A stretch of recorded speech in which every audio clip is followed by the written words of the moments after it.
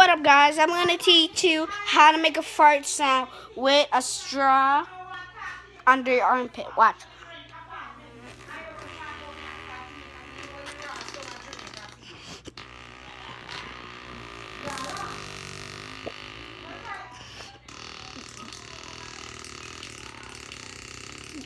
So first, if you want to know that trick, first you want to take the tip, the edge, and put it under your armpit right here, in the middle or at the end. So under your armpit right here, and then you're going to take the other edge and do this.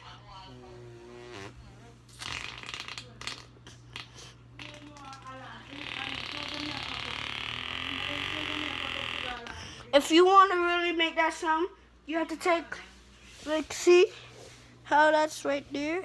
That's how you put it. Then cover it under your armpit. Okay, thanks for watching my video. Please subscribe and thank you. Bye.